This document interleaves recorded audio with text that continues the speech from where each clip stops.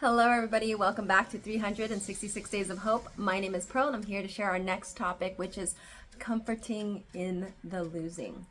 One of the big things that I think a lot of marriages will end up going through is trials and tribulations. There is not a single marriage that I know of that have never gone through, confrontation, struggles. Every single one of them has spoken on that, and each one is very different in terms of the struggles that they go through, but will have similar points. And one of the big things that makes a relationship persist is the continued ability for both partners to be a support, a firm foundation for the other person when they are going through their struggles. Each one is going to go through it at different times, at different stages in their own growing parts of their life.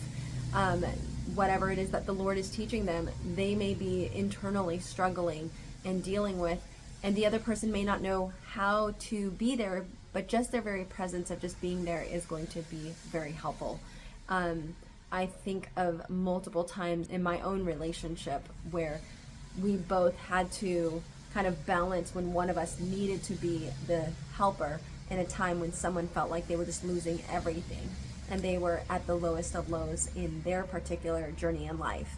And you may be married, but that doesn't mean you don't have your own autonomy. You definitely have your own individuality, and your own individual self is going through a growth process. Salvation is not unified within your marriage. Salvation is independent and it is individual. So therefore, your struggles with everything in life is going to be individual, but you are doing it together. And I think about like this Bible verse in Ecclesiastes 4:9-10, where it says, two are better than one because they are a good reward for their labor. For if they fall, one will lift up his fellow. But woe to him that is alone when he falleth, for he hath not another to help him up. And I think about that in marriages where sometimes, especially I feel like with us women, this happens I think more so to us than maybe men, I don't know. But when we see our husbands kind of fail us in their leadership, or maybe we think that there's another way that's better, we tend to get disappointed, and then we will look at them and feel like, like we don't want to be there for them, like they need to go and handle this. But that's actually probably the worst time. I think it's the time that they actually need us the most. They need a cheerleader to be there to just say, hey, I'm here standing beside you no matter what happens. And they just need that encouragement to know that someone is standing beside them, that they don't feel like they're a failure, and that they have support in whatever endeavors that they're putting into, and just to know that they're loved and respected still. And I think that when a man feels like he has absolutely nothing going for him, that's the worst part.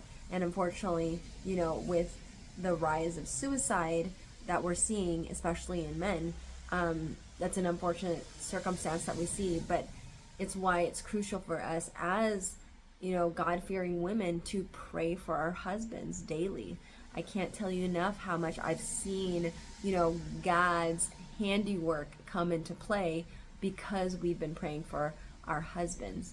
And just a testament to like his amazingness is just when I pray for my friends and for their spouse, and I see just the hand of God really working in the spouse's life, that my friend said, I didn't do anything, I didn't say anything, and my husband's attitude has changed, or my husband's countenance is different, or I see things happening in his life, and he's becoming more like the man that I really love and respect it. And it's just amazing to see those changes. But honestly, that's the working of the Holy Spirit when we give permission for him to work in our lives.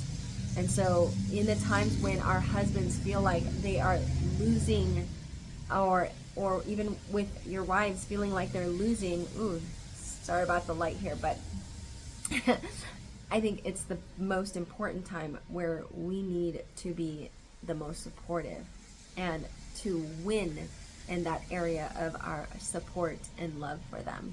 So I hope that encourages you to never give up and to keep fighting. And with that said, may you live, thrive, and be healthy. Take care, guys. Bye.